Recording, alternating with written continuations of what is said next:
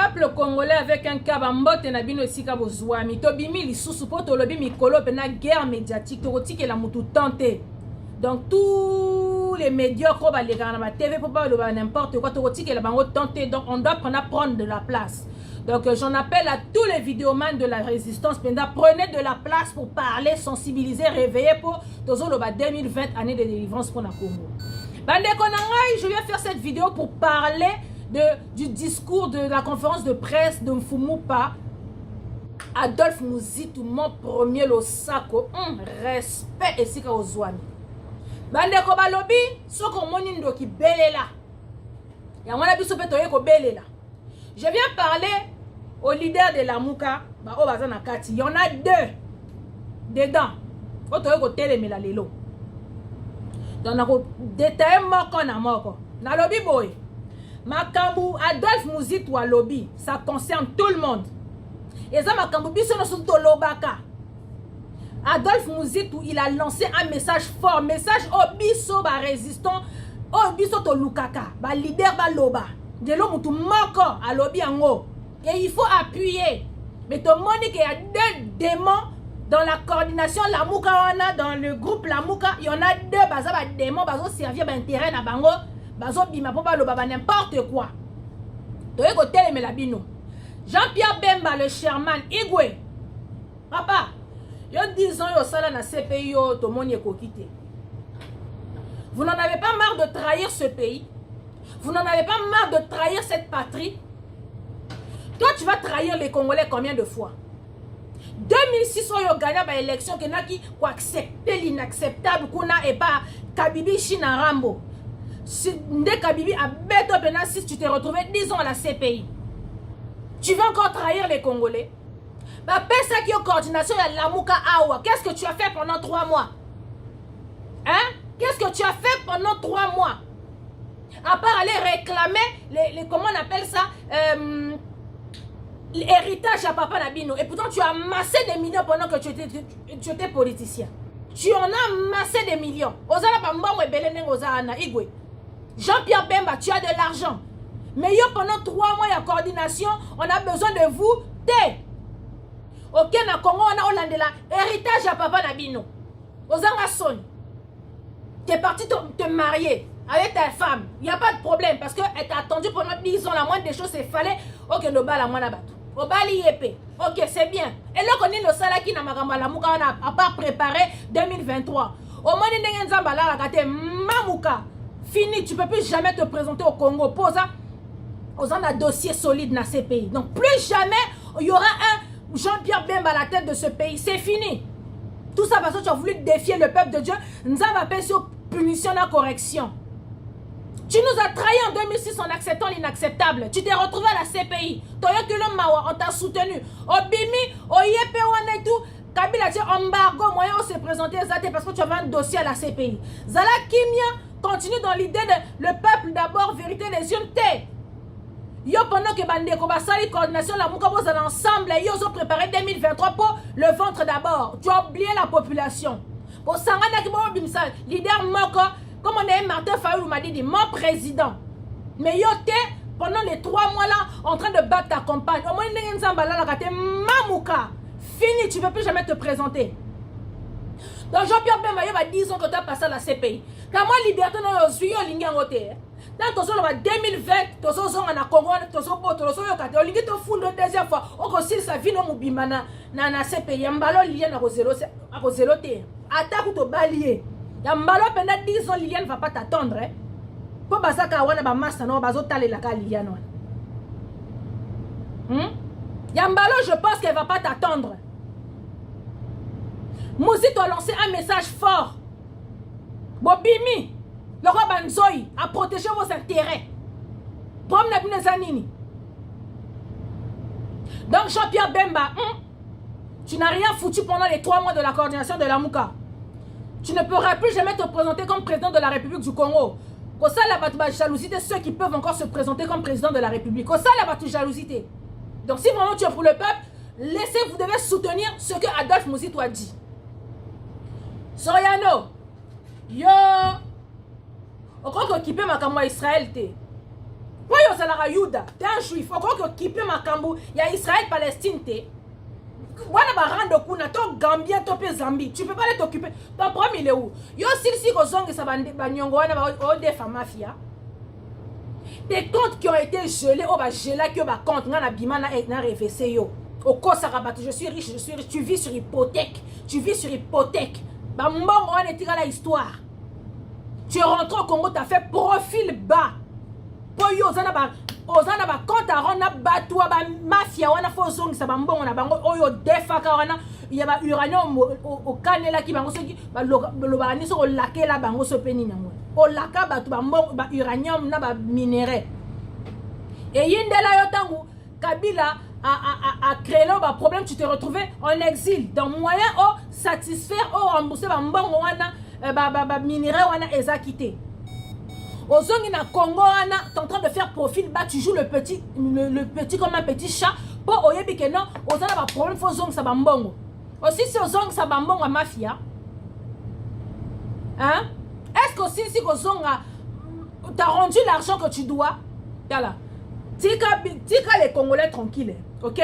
Yo le commerçant, règle ton problème de commerçant. On t'a dit laisse la politique aux politiciens. Toi t'es un commerçant, continue à faire ton commerce. Tika makama politique. Keba Soyano. Oyoki Keba.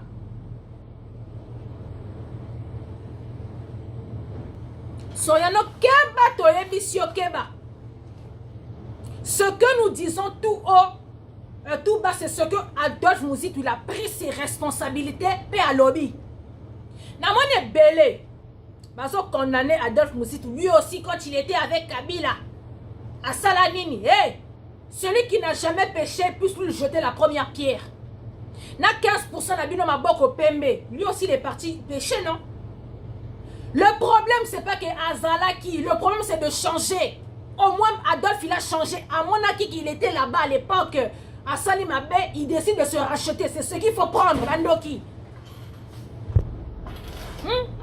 L'important, c'est qu'il change. L'important, c'est qu'il se soit rendu compte que non. Et si Katosala Kamabé, besoin de juger pour Annie. Lui, au moins, il a décidé de changer. Pendant que les autres changent, même si que quand on a Bouzoba. Peuple congolais na ABC Bino, je viens appuyer Pena Makambu, mon premier Adolphe Mouzitou, respect à lobby. Il a appelé un chat par un chat. Bandeko, Mouzitou lobby boy.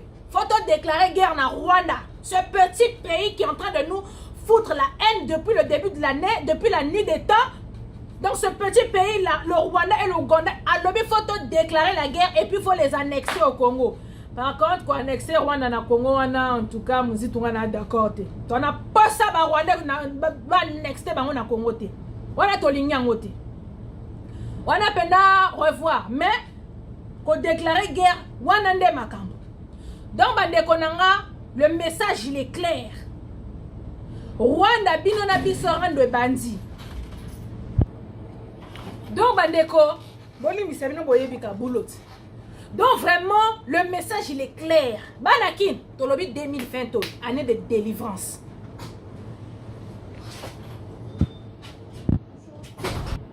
Donc vraiment, mieux ceci est l'Obami. On a appelé un chat par un chat. Faut te déclarer guerre na Rwanda. Si quand je voulais parler aux talibans, bah talibans, bino tolobi mutu amboa na bino wana penande makambo Bino problème na bino ezani. Bah talibans va problème na bino ezani. C'est quoi que vous ne comprenez pas en fait? Bon, et puis que tous les gens qui ont fait médecine là, qui ont fait des recherches et tout, bah ça la bino ba kisi mikolo yo. Pour cerveau en place. Comme Mouzitou il a dit déclarer la guerre au Rwanda, Boyoki a déclaré guerre à Bataliban. À quel moment Boyoki a déclaré guerre à Bataliban pour faire la bambanga na bino brosakate pour le baké non il s'attaque à nous. Bon ma bombe en fait bino ba bataba problème à kasi tomoni attaque tout mboa il réfléchit. Oya bino ezali suto yebite quoi. À quel moment vous expliquer que son peut comprendre? Na moment ni bino boyoki que Adolphe Mouzitou quand il a dit dans ça dit que bino boba rwandais. Dans ça dit que bino boba rwandais. Est-ce que boyebi que si ka président na bino 15% azoluka échappatoire pour abima. Boyebi yango. Au contraire, le mot d'ordre au lobby, ah ouais, tout bisognon, surtout faut te les Rwandais, oh, pour tout ça la guerre. Vous éviter que ça échappatoire pour la presse, vous éviter que tu as sauvé le président Nabino sans le savoir. Vous bien noté.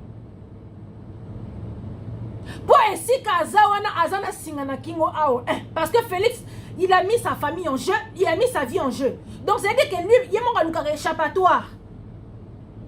Bon, moi, Jean-Marc Kabounda Makamokena na Kassai. Jean-Marc Kabounda, lors de son déplacement au Kassai, à qui on y a na Kassai? Bon, benga na Bapaya. Bapaya wana bazaba nani?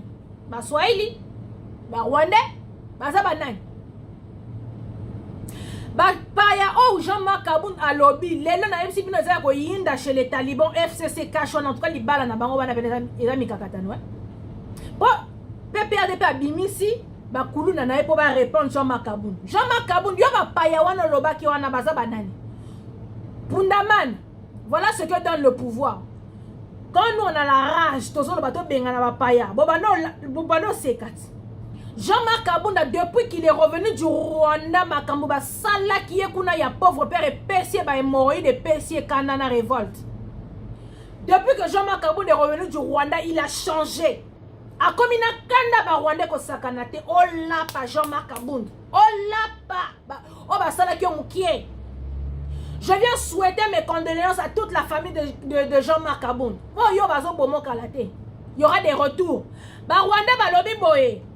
Bah ici Félix, Jean-Marc Kabounda lobby, c'est-à-dire à défier l'autorité à Félix. Donc il faut renvoyer Jean-Marc Kabounda.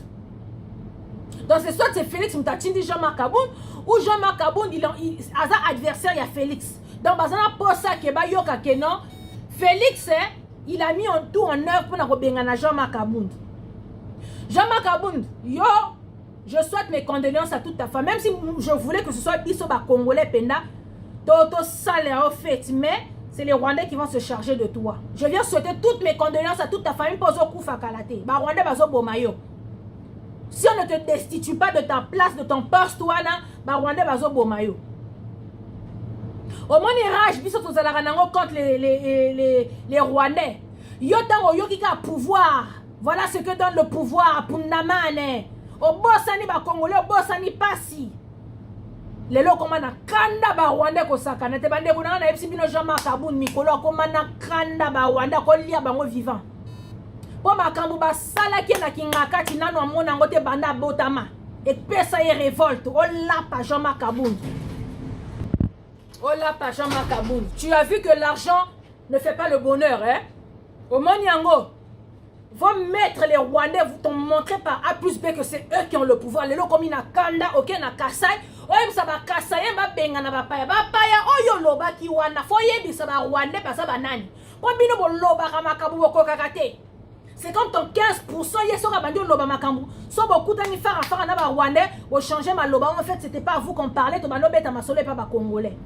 Donc yo be bapaya, oh yo lobi ba ça va nani. Ba Rwandais.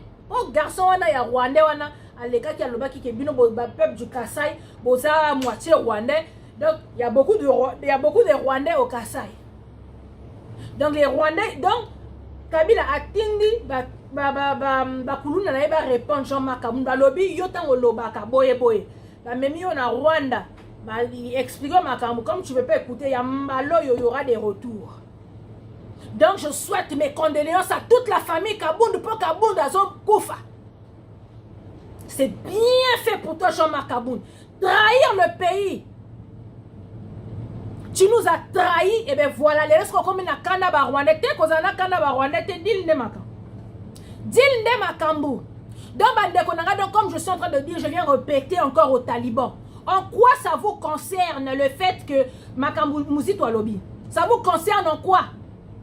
Et talibino na nini? Boza ba Rwandais pour boyo défendre. Boza ba Rwandais. Bo pesa biso merci biso tozo telema tozo ko papa kalate o to yinde sana Congo. Bo pesa biso de merci. Bo eza échappatoire ya président na bino 15% mabundi. Eza échappatoire na ye. Pour y moka lukaka ba stratégie. Pour aujourd'hui si Jean-Marc Kabounda se permet d'aller dire au Kassai bo benga na ba paya. Ça veut dire que Félix il est au courant. Pour Félix Alingi qui est na Congo, on a pas échappatoire. Mais Félix, attaque ou tu vois ici. Toi, tu as des. Il y en a plus, il y a ton petit boyete. Pour 2020, tu as quitté. Tu as boto la mboka. On a beaucoup de gens qui ont été pour on sait de quoi on parle. On a une assurance. Bon, remarquez, on a une assurance. Tu as une assurance. Bon, comprendre l'assurance. Tu as une assurance. Tant qu'on a 2020. On va mettre ma sola 2023. On a bien, vous êtes petit dans la tête. Tant qu'on met ma sola 2023, et ma camme tozolo. Tu as une assurance. Ma casse. Donc, faut pas banga. Ce qu'on y a Félix, il y a un qui non attaque ici, mais vous tous on va vous attaquer. Jean-Marc Kaboun, ce sont les Rwandais qui vont régler leurs problèmes. Félix, toi je te laisse au Congo. Les gars, tu as Kabila. Kabila, il y a revendre na tolo, na picolo bambouma, mi soit na mine nos alara na onambeli. Mine to rekuma bino na CPIT. To rekuma bino na CPIT. Félix, au moins, avec tes grosses joues, il ne faut pas paponner ma mbata 1, 2, 3. Sur tes grosses, il ne faut pas paponner ma mbata pour que ça rentre dans le cerveau parce que tu raté. Après, les Congolais, mais il faut dire ma mbata sur les matins. Il faut te conditionner les matins. Et comme il bouge.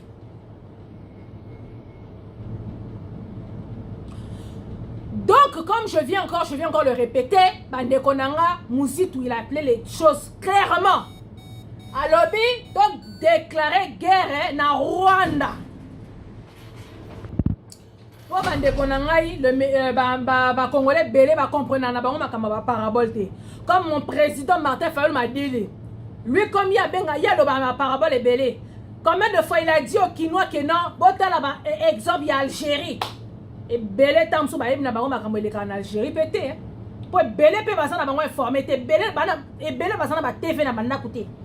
Et belé bazana ba téléphone te ba internet et tout internet na etam so que linga chéri na ya poto pour batine la ba code ako landa makambo Algérie na ndenge ni. Comme Martin Fayulu dit, regardez vos amis des trucs du Burkina Faso et belé balanda raté. Donc tant bozo beta masula ba parabole ba lingité.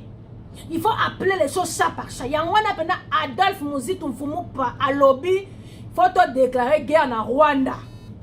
Donc message au biso ba résistant bando zela ke ba leader politique wana ba loba lelo Adolphe alobi yango yangwana to so ya ko appuyer et puis to kebi sa Soriano na Jean-Pierre Bemba. Donc yangwana to ko kebi sa bango ba keba Soriano yo mo yebi que ça pète au Congo moyen son que ça va uranium na ezate ba mbongo zo defa na mafia ezate yangwana zo ningo contrer keba Soriano. Donc, en tout cas, Soriano Keba. Keba Soriano. Donc, qui peine, donc pendant que tu as encore le temps, Salambangu, il y a des minéraux, il y a des mafia, mafia, faut pas bomber la biso yo. Soriano, faut pas bomber la biso yo. Igwe, le Sherman, botika, Muzitu Aloba. Bon, qu'il y a quoi appuyer, vous l'appuyez ensemble, to bengana ba Rwanda, faut tout ça, un petit pays comme le Rwanda, bah comment on martyriser biso nandeni. La guerre est déclarée. Donc voilà, la guerre est déclarée. Bande konanga yolimbi sabino mo boyebi que des fois je coupe, je perds le fil pour boyebi makamongo. Donc vraiment, bandeko, peuple congolais, ba lobi message c'est clair. To expliquer bien le sou na ndenge msouté. Ma falo bana ba parabole. Muzitu alobi mot par mot, chat par chat. Alobi na minute o rando biso na ba Rwandais. O moni Rwandais so ko kate kingo o katie kingo. Na minute bango ba bomi biso pendant des mois, des années, toloba le côté mbalo tolobi 2020. Bandeko, tant toloba 2020 to yebi makambu to zoloba. To yebi. Yangona ba komi ko banga. Ko na ba intérêt na bango. Bemba ana ba intérêt na ba Rwandais. Yangona ba so ngo soutenir Adolphe T. Mafa kangama na Adolphe Muzitu. Peuple en a simanabino. Donc quand Adolphe c'est à lobby déjà, il a ouvert les hostilités. Donc là et c'est bon. Ma biso résistance au bando zela un des leaders à Lobango et c'est à lobby. Ma Rwanda peut m'aller que na minute au penasa ko yinda si ko to mona ba de traître moko boy ba yo bima po ba yo loba n'importe quoi pour perturber population. Population est en nzala bo mona ngote. Bo landela ka ba intérêt na bino. Donc il y a que vos intérêts qui comptent. Donc, Muzitu, il est pas ça qui n'a Kabila. Que celui qui n'a jamais péché lui lance la première pierre. Wana ça le passé na ye. Si quoi ba bando loba à l'époque, Mozitu. Baki okota kuna. Kokende liboso eza kokoma te. Mieux vaut la fin d'une chose que son commencement. Adolphe Azaki Moutaba Kabila kuna premier ministre ya Kabila. Amoni kuna za bien te alongwe na ye, il a rejoint le peuple et il est en train de travailler pour le peuple. Ma belle Zat. L'essentiel c'est qu'au moins il s'est rendu compte, après a eu conscience, n'est-ce pas? Ce que Félix ici là, le ventre, le peuple d'abord, Bino IDPS, parti Koufi. Bako ça l'alliance nanine. Ce que UDPS et Koufi. Je préfère encore Adolphe Mozitu qui était là-bas qui a dit que non, il s'est rendu compte que non, les Amabé, les lois de la peuple. Que l'UDPS, il y a 15%, le peuple d'abord, à la fin, ils ont perdu. Donc c'est-à-dire que 37 ans de lutte, et là, on est les Amalam. Et là, on est les Amalam. Je préfère Adolphe Mozitu. Comme on dit, mieux vaut la fin d'une chose que son commencement. UDPS, le peuple d'abord. Les lois UDPS a sali. UDPS a trahi Congo Moubimba. Donc 37 ans à Bango, il y a lutte et Ken Amaï. Donc nous surtout Basala et Ken Amaï. Donc à quoi bon avoir lutté pendant 37 ans si à la fin vous perdre? Mais Adolphe Mozitu, qui était avec les ennemis, il a lâché les ennemis pour lobby que non, le Congo congolais. A téléméli sikoyo, je préfère Adolphe Mozitu. Donc lui aussi à l'époque. Il a changé. Il y a bien, il y a un besoin. Inge peuple congolais, on va rien lâcher. Guerre médiatique. Bon, puis ma loba.